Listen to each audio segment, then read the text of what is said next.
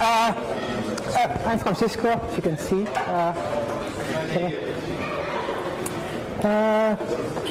So, who's this guy? So, originally I did physics, but then got sidetracked into IT, and about 10 years ago, a friend of mine said, go to Cisco, they've got funny interviews. And I got a job. So I used to work in the Cisco track. So that's the, let's say, help desk. So if stuff works, I'm surprised. And also doing the FOSDEM network for the last 10 years now. More recently, I'm doing data science and machine learning. So, what are you using for connectivity? So, logically, actually, it's a reasonably simple setup. You've got a core switch with a central router and then a few switches per location. However, traffic is not so simple. When you actually talk to one of the APs, your traffic goes to one of the APs here in the room, then gets encapsulated, sent to the network of the ULB, where it goes into a wireless LAN controller that basically handles all of your traffic. So if you have a connection to the network and you walk out of this room, the WLC is going to notice that the signal strength is going to go down and that the signal strength from the other AP is going to go up, and is going to tell your client to please connect to the other AP. And that will sometimes work. Not very clear. Better like this? No.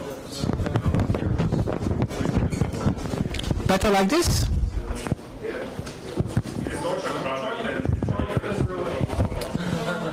Better like this? Okay. So, the WLC handles all your traffic. So what we actually do is we use all the APs of the ULB. So 10 years ago, we would install access points all over the place, but we don't do that anymore. We basically do it just in JSON. You've seen the poles with the APs on top. After the WLC gets the traffic, it gives it back to the router, that then manipulates it and sends it out to the internet at large. So basically, your traffic goes over our network twice, sometimes 3 times, depending a bit. So everything goes through the router. So that's it during build-up. It's about this high. It costs the better part of a house. So at the bottom, you see the 2 RPs. We'll come back to that. And above that, the switching fabric, and then basically the spas, they call it. Not drinking water, but stuff to take the cards. And above it, you can actually see the core switch. So, main features. ISSU. Who here knows ISSU? Ah, good. 2 guys I expected to know.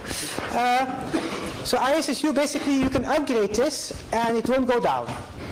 You can actually upgrade it while it's forwarding traffic, nothing happens. Sorry? That's beautiful. I'm in TAC, I see a lot of problems, and sometimes it even works. It also has non-stop forwarding, which basically is used for ISSU. Basically, you've got 2 RPs, and one of the 2 can basically crash, die, and burn, and the other one takes over. It has a ORI, so you can plug new devices in while it's still running, and it's not using iOS. Please don't say iOS for everything. This is iOS XE, which is the new version. High level looks a bit like this. So, can I actually move my mouse up to here? Yeah. So you have the 2 RPs with the route processors, and they basically talk BGP with the rest of the world. Then you've got the 2 ESPs who actually do the forwarding of the traffic, and then you've got the route cards below that basically take care of the cards. So they check, do health checks and stuff. So, DRP, in the past, routers, small CPUs. No, these are 2 Xeon processors with 16 gigabytes of memory. The memory is there for the BGP table. We see all the networks on the internet. actually at the hard disk, so you can actually log something decent. And that's where you actually log into. On some models, you can actually run service modules, which is called KVM. You might have heard of it. The ESP, that's actually what I always consider SDN. So the forwarding actually is done not in hardware, but there is called a quantum flow processor marketing. That basically is like a big piece of silicon. It contains 256 CPUs that basically handle all the traffic. So that talks to the RP with an API. So if you're running, for instance, a cloud services router, it's the same architecture, except this is just another process on your Linux box. And then you've got the SPAs, which are tiny computers, because they basically just take care of the cards. Is the card there? Is it healthy? Stuff like that. So, how do you monitor the traffic, the network actually? I'm going to talk a bit about this. There's a talk of Richard probably tomorrow, and he's going to talk more about how they set up Grafana and stuff. So we use SNMP. Who knows what SNMP means? Simply not my problem. So what is it exactly? Well, it's really old. Really old. And you can see it in some of the excellent design choices. So, a bit of language. On the router we have an agent, 80s, and the agent can send traps to the management station, like I just lost an interface. And the management station can get values from the agent, but can also set them actually. So that's SDN avant la lettre.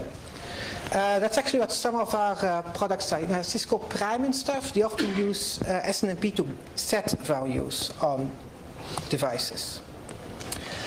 So SNMP itself is a bit strange. Basically, it represents everything as a tree. And the path to the tree is the OID. And you can basically say, get me that OID, if you know it, or you can say, walk the tree for me. It uses UDP.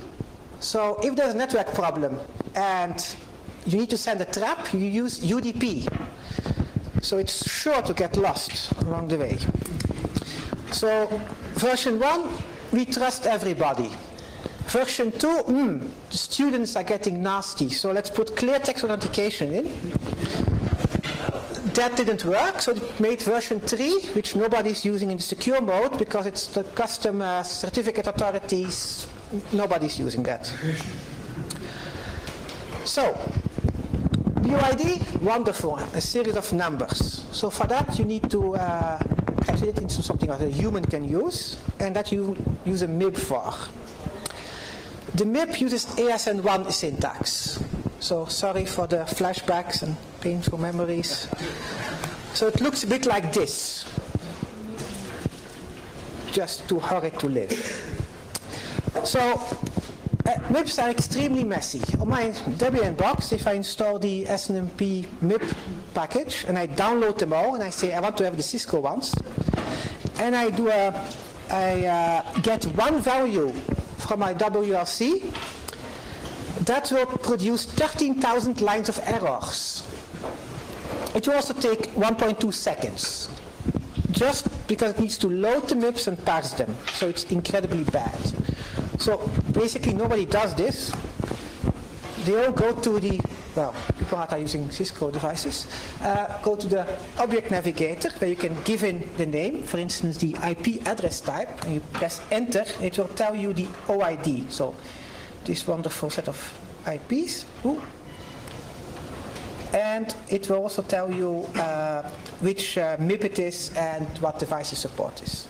You can actually walk that tree then, and you can see what other interesting things are in the neighborhood. So, for example, this is how a walk looks like if you ignore all the error messages. So you get stuff like IF number, but then look at what the rest is. you get a table, a table of interfaces with an index and then a number. So interface 1 is this thing, which is Ethernet, which has an MTU 1500. Now there are two problems with this. One, these numbers by standard can change. If you reload the device, it might be something different.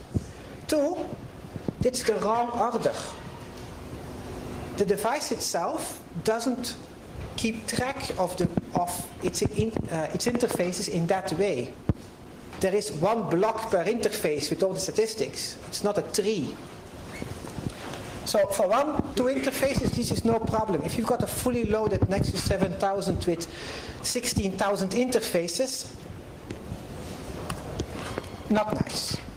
Anyway, we collect this from all of the switches, the ASR, and thank you, UOB, also from the WRC. So if you see those nice graphs with amount of people that came and left, and then they went over for a drink and got drunk, and now also the sales of t-shirts, for example, that also is in the Grafana, and that comes from this. So as I said, several problems. It's UDP, so it's fire and forget, most often forget. There is no concept of high availability. So companies want high availability, so there's not one management station pulling a device, there are 2. And then it turns out that the server team also wants to pull, so there are 4. And then the database team also wants to see those numbers, so there are 6. And then your device doesn't work anymore because it's only pushing out SNMP data. So it's pull, you don't push. So you have to basically say, when will this counter change? I don't know. Has it changed yet? Has it changed yet? It's very verbose, and as I said, it goes across the wrong way. However, let's move on. I'll come back to this later. The other thing is we use is NetFlow. Now, who knows NetFlow? Still a few people. So NetFlow, actually it's called Internet Protocol Flow Information Export, or IPFix, or FNN, or NetFlow. Marketing. So basically with NetFlow you can basically export information about traffic that passes through the router. And you can filter, you can sample, because you don't want to know everything about every flow if you're on a really big device. And you subscribe to it. This is not what's called legal intercept or a span or something, so we don't copy your data, we just gather information about it. So what can we gather? Traditional tuple, source IP, destination IP, ports, flags, header fields, stuff like that. How much you are talking, I mean packets, bytes. Some quality of service measurements, but if you've got voice over IP, we can basically tell jitter and drops, and basically why was the phone call bad, we can tell you.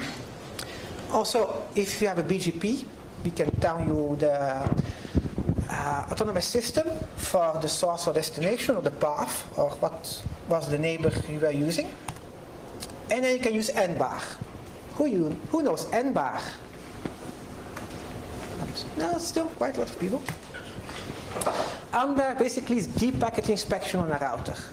And you install protocol packs, and they will tell you what this traffic was, up to some granularity, of course. And then you can use that to either implement quality of service or export it as a NetFlow. So what protocol does it know about? Well, quite a lot. For example, if you go to 4chan, that's a protocol. Porn sites are also protocols. Skype is a protocol, and because it changes all the time, you get these protocol packs with more updates. So per protocol, there are some stuff you can export. So for instance, for SNMP, you can export the sender and the server. For HTTP, host, referrer, URL, we don't care about that. We care about user agents. Because the FOSDEM people always ask us, how many people are here? I don't know. How many people are still using Windows? We don't know. the user agent, we can gather statistics and we can tell you how many Windows users there are, how many Android users, etc. That was interesting because when we implemented the IPv6 only, we didn't know if it was causing a problem or not. But by using the user agents, we could see who was fleeing to FOSDEM ancient or legacy, and then we could actually report that actually everything seemed to be working.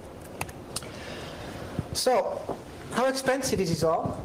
Actually, not that much. It's DSP doing it, and it's twiddling its thumbs. So let's look at this live. So I'm not. This is one I prepared earlier, and I'm not using SNMP because that's a bit too voluminous. I'm just using the command outputs, which also teaches you the commands. So, how does CPU load? Well, lots of SNMP. That's a bit expected. As you can see, actually, not much is going on this device. Because, remember, it's the ESPs doing all the work. But so you can actually say, tell me, how are the control processors doing? And you see everything. So you've got the two RPs, the RAL processors, the two ESP forwarding engines, and then all the cards. And everything's healthy and happy. By the way, something look familiar in this output? It looks like top. Yeah, it looks like, yeah, that actually is a traditional load average from a Unix machine. Because guess what they're running? You can also see how much memory is in there. As you can see, RAL processes a lot, and you can see how much is used and committed, but everything is healthy. That's good to see. And you can see the CPU usage. Again here, user system, nice idle IRQ, soft IRQ and IO wait should trigger some memories. And now we can actually also look at the data path, so actually the forwarding itself. So here you can see how many packets per second are getting forwarded and how many bytes per second. This looks impressive until you look at the bottom line, 8%. So, and this is with everything on. So it's tagging all the data, exporting it, and the pipe was pretty full at this moment. No, let's keep the TCAM because nobody really cares. If you know what TCAM is, you have my sympathies. So you can actually also check what the statistics are for the NetFlow on the router itself, because it needs to gather all these flows. So for instance, you can say for the IPv4, you can basically see how many flows there are. At this moment, there were almost 14,000 flows going on, and at most there were 18,000. And you get a packet distribution and how many flows you have per protocol. So still an amazing amount of telnets. Something must be wrong there. And what the fastest and the slowest protocol was. This all gets exported to a collector. And then basically per flow we get a source destination, how many packets, and then the user agent. So how we analyze this? Well, open source support for this is sparse, especially flexible node flow. Most of the dumpers that are out there, they don't handle the extra fields. So brace yourselves. I wrote a a Perl script. The first line is use modern Perl, so I'm good, right? It basically takes the data and dumps it. And then, because this is Perl, I could extend it to name all the extra fields. However, this is the old stuff. The future is Yang and Telemetry and NetConf. That's what you guys know, right? If not, let me tell you what's wrong with SNMP. So it's verbose. If you query it for 10,000 interfaces, it will tell you 0 bytes for errors 10,000 times. It doesn't handle H availability, UDP. You have to pull it every few seconds, and then it walks the tree, which is basically pretty much wrong. So what's the solution? It's telemetry. So with all the buzzwords I said before. So basically, you subscribe to the flow. It uses Google protocol buffers, which basically means that instead of having a 16 kilobyte packet, you have a 200 bytes packet because it actually compresses all the values. And internally, it will collect all this information once and then basically send it to all of your monitoring stations. So if you want 8 copies of the same data, it's okay, we don't care anymore. And actually, we get a lot more metrics and we get them faster. A lot more metrics. The metrics we get, they are described by models, and they're actually on GitHub. So as you can see, for XC16 Polaris, we actually published models this Christmas. I was very happy because I knew they were coming. And actually, Cisco wants to push this, so there is a whole landing page and a young development kit to basically get you started with this. And even blog posts that tell you how to do it. So with this, you could basically fully not only monitor the device, but also configure it using whatever language you want. Lots of people seem to like Python more than Perl, but okay. There is one more thing. I am in tech, so I need to push a bit and our agenda too. Who knows the wonderful Cisco command line analyzer? Yes. These are, yay! So basically what it is, it's a tool, you download it, you either dump show text into it, or you basically tell it to connect to a device and it will run some commands. And basically the commands it will run actually come from TAC, because if you send a 200 megabyte show text to us, we are not going to read it manually. We have some tools for that. And basically, some of the tools we made external, so you'll have to log in. But the data will be analyzed by the same tool that TAC is using, and you'll get a report basically saying these and these and these things are wrong with your device. I even ran it against the FOSDEM infrastructure, and to my surprise, it even found problems still. So nobody's perfect, least of all me. So questions?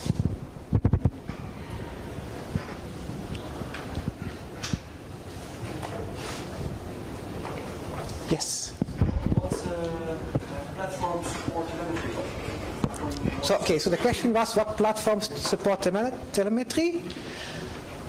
All platforms that are not legacy. So iOS, that's legacy. So, but iOS XE, which is running on the router, the next version actually runs on the router, but also on, for instance, wireless LAN controllers, like the Polaris.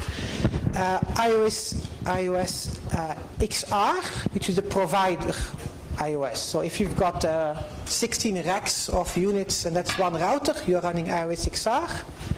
It's also supported on there, and it's also supported on NXOS, so the data center switches, and the SAN devices. They're also supporting it now. So basically, everything that's not base iOS. Can we see the live dashboard for now? The live of the connection? No, I can log in. But you can remove the plug. No, I don't need to remove the plug actually. Let me first quickly go and mirror the screen then.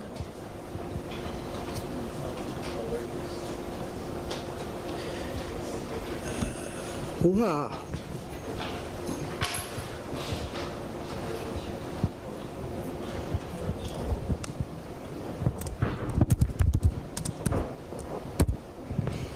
So this IP is not a secret. If you do a trace route, that's the one you are going to see. So this is the SSH key authorization. Also works for NetConf actually. So I have aliases to see this. So at the moment I wait healthy show process CPUs. It's too small? Okay.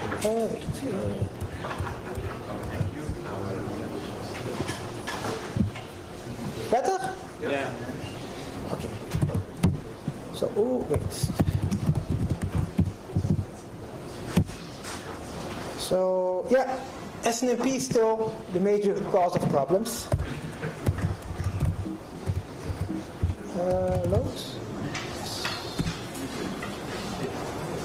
And you guys are not trying. Still only 7% of processing load on the devices. What is the current bandwidth to go to internet?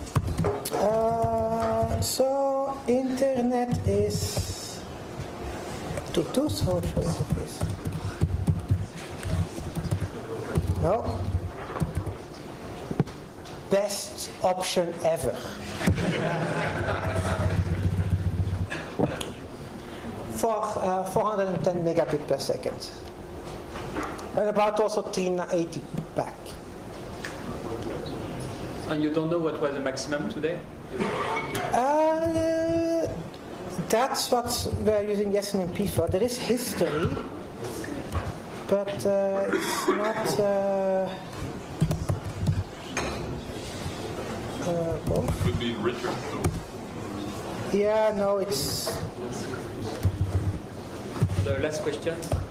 What are the Wi-Fi issues with the classic one, and what do you have to use with FOSDEM ancien or something? So yeah, what are the Wi-Fi issues with FOSDEM ancient? What device are you using? When I try FOSDEM, it will not work. I have to use FOSDEM ancien, the second. Okay. Yes. So FOSDEM is IPv6 only. So it works, but if you go to a site that doesn't have IPv6 addresses, we lie to you. You do, because IPv6 is such a huge address space, we basically have the entire IPv4 address space tucked away somewhere. So if you do a DNS request for a site that's only IPv4, we will lie to you and return IPv6 address which we fabricated. If you then go to that IP, the router knows that that this was a lie, and will convert that IPv6 IP back into an IPv4 IP and send it out on the internet.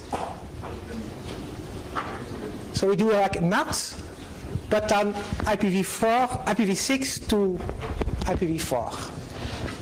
That works if you're using DNS requests. If you just say, I want to go to 8888, no route.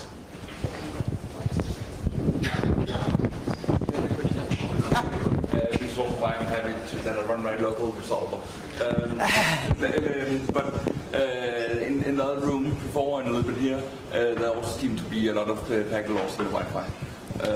So that might also be a reason why. Yeah, it could also be. The Wi-Fi in these groups, so by URB, and the priority of the URB is that the professor at his desk has Wi-Fi, and the students is optional. So the NAT64 translation that you mentioned, yes, is being done on the ASR router.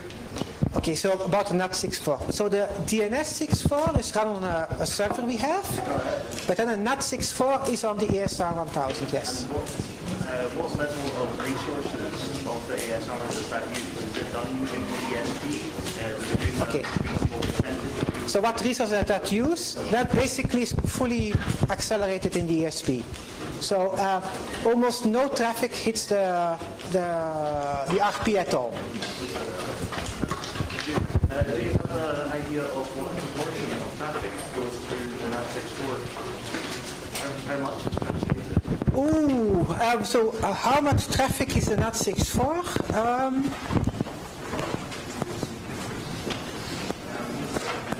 We can see how much is in the use in the pool, but no, it's only connections you can see, not the amount of traffic. Do you have flow data after the net?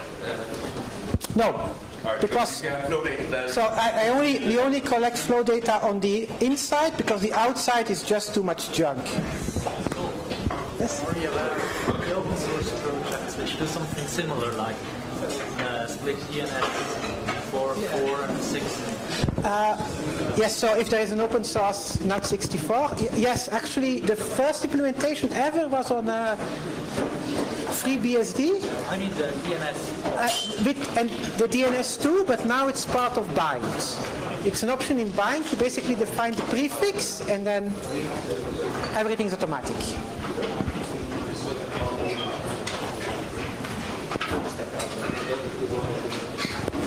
Thank you, Peter.